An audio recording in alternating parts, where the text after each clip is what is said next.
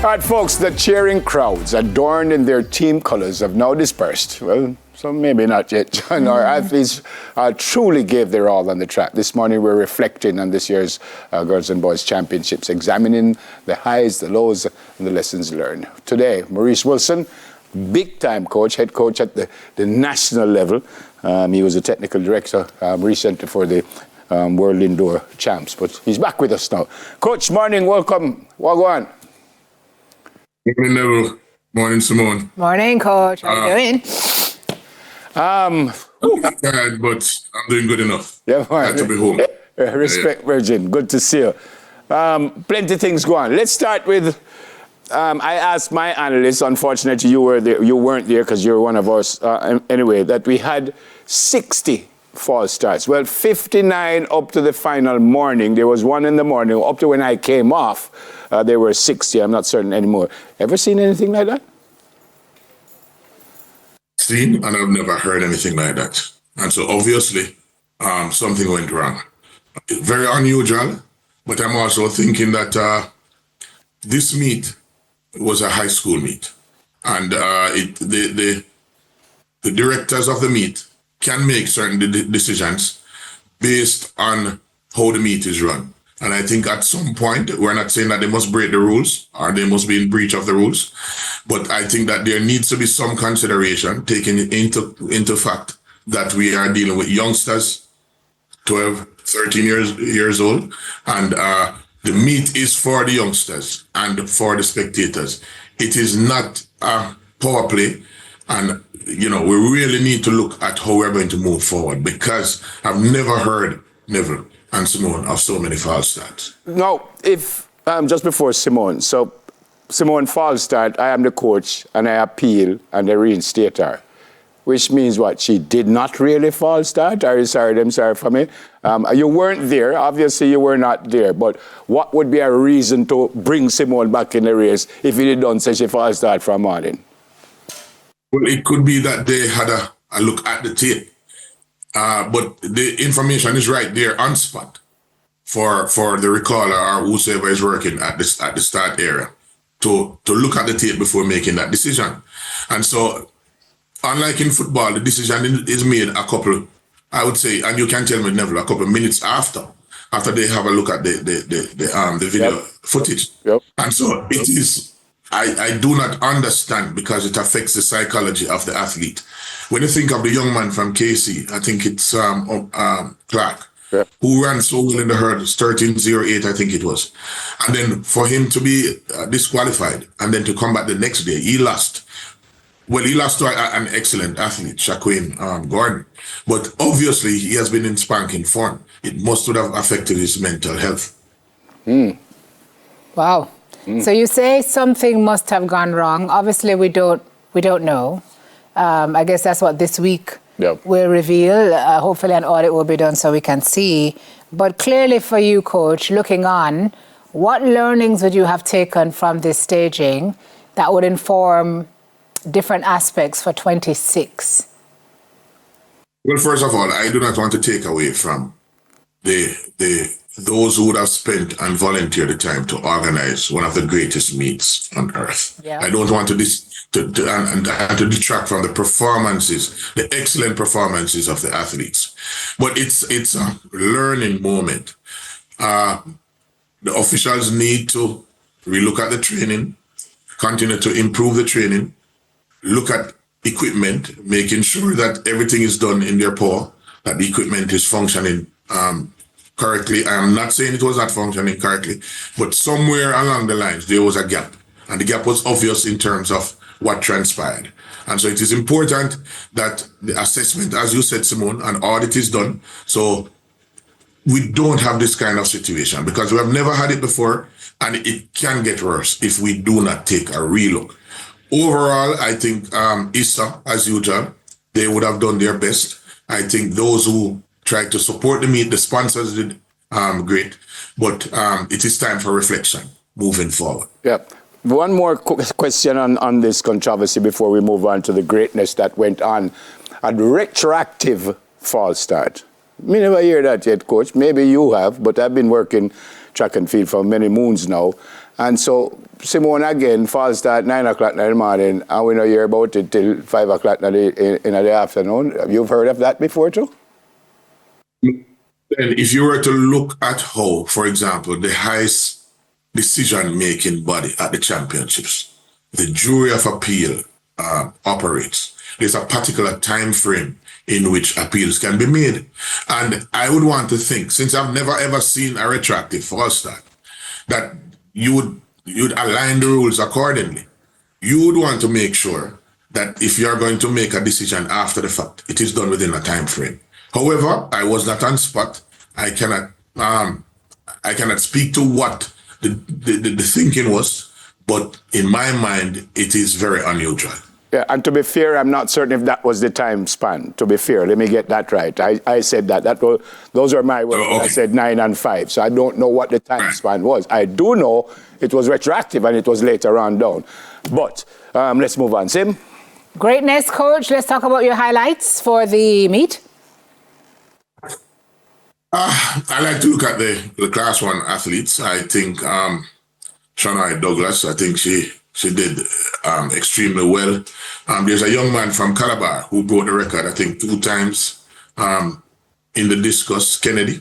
Yep. Did extremely well. Overall, I think there were some schools that emerged and have shown that they are on the path to greatness. I think William Knibb distinguished themselves. Petersfield, Immaculate did extremely well. Yes, I will agree with that, coach. 6 times. They did extremely well. It has been a very long time. We have not seen a Class 1 male win the 200 meters from the rural areas. And Sanjay Seymour from William Knibb won the 200. The 2 400 meter young men from Kingston College, White, I think it was, and Rose, ran below 46 seconds. Commendations to them. Overall, I think the youngsters did well. I do not like to speak again to the Class 3 athletes, but the young man from St. Jago, I think Romilly, and the other young man from Jamaica College, who won the 100, great for the future. Sabrina Dockery has been showing excellent form. Mm-hmm. Should be one of those who should take the lead as the youngsters transition into the future. Proper guidance is needed, and I'm not saying that proper guidance is not given. I think that moving forward now that she has emerged as a prime talent for the next couple of years, the Olympics coming, I think there needs to be dialogue between her management team, the J3s, and those who can help to make sure that this talent is protected. But overall, I think the teams did extremely well. They did what they were supposed to do, and it is just left now for the meet directors and the supporting cast to make sure that all is in place to continue to facilitate these great performances. Yep. I know this next question, and I will ask if you've ever seen this before, because I know you never see it before. The 5,000 meters, 3 Africans on the podium. Well, the performance itself has been, in my mind, was very good, because I think the young man ran 15 minutes, 12 seconds, somewhere along the lines. It's a very long time we have not seen, apart from when, I think it was Kemar, who had the record of 14 minutes something. So it's a long time we have not seen this kind of running at the middle distance level. And we're a powerhouse in track and field. Track and field, not only track. And not only sprints, but we want to dominate all the areas on the track. And so it is important that we have the competition, we get the competition, so that it can motivate the youngsters to continue to participate in the middle and long distance events. Let's talk about some of the schools that you see kind of making not necessarily a resurgence, but stepping up their game. St. George's College, I thought did really well. I'm looking at Homewood, who's looking like they're, trying to make a comeback. You spoke of Immaculate being in 5th place. What are some of the schools that you see the programs looking like they're really shaping up to try to be more formidable in the years to come? That's a very good question, Simone. And it would be remiss of me not to segue just for a quick minute. It's important that when we build programs, we build a base. And it's obvious that there's a base that is fueling some of these performances. And I must congratulate not only other institutions, but especially GC Foster College. Because when you look at an institution, for example, Petersfield, where the coach has served at the national level, has received excellent training, and his athletes have been performing right throughout the classes. When you look at Veer Technical, they have shown signs that they will emerge. And I think what was fascinating, an interview was done, I think, with the chairman, and he sounded very enthusiastic. And I can tell you that Veer Technical has the genetics to perform at the highest level and to get back there. Heidel, who has been consistent now and has really emerged on the landscape as a powerhouse, has shown their mettle in their coach, Corey. And just in general, even when you look at the rural teams, you mentioned St. George's, and I'm sure Neville was very excited. Excelsior has continued their push in terms of how they have been performing. But let us just segue and look at Edwin Allen, who they, in former times, persons used to think Edwin Allen was a one-gender school. Now we look at the males, they are performing right across the disciplines, in the throws, in the sprints, in the middle and long distances. And so I am very happy for the future of Jamaica, and it speaks to when we build from the base up what we can achieve. It is also interesting to note that even though we have athletes from different countries here in Jamaica, but the coaches are domiciled here. Yes. And so again, we have a product. We must protect the product. We must treasure the product, and we must look at the template of the product. Coach, always good to see you. Go get some rest. See? Thank you very much, Neville. And I miss those guys this year, man, but hopefully next year I'll be around. Yeah, man. He's head coach and technical director at GC Foster. There was a race, a long distance race. I can't remember which event it was. And this young lady almost walked from about the 200. It's like she said, I am not stopping. I feel like I want to start crying because when I saw it, she got the biggest ovation. Who was it again? Well, I can't remember, but watch this. I think we have this. I mean, she took her time around, and like she said, me I finish this race. The stadium lift up far, man. She got a standing ovation. Can we see that? We have it? No, look at this. Now, this is the straight at the end, but she was coming around from about the 200. Goosebumps, folks. It's like she just decided, say, me not stop.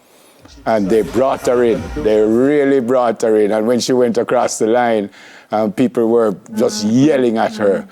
I'm trying to figure out the school. It's kind of like because Alpha. She walked when she came on the cycle track. Yeah, it looks like Alpha. I think it's Convent she got a of Mercy. big hug from Minister Gray. Here's the audio. This is and she has the last few meters. There it is. And now she across gets the line. Bigger applause. Amazing. That's a major example for all the kids in the stadium. Amazing.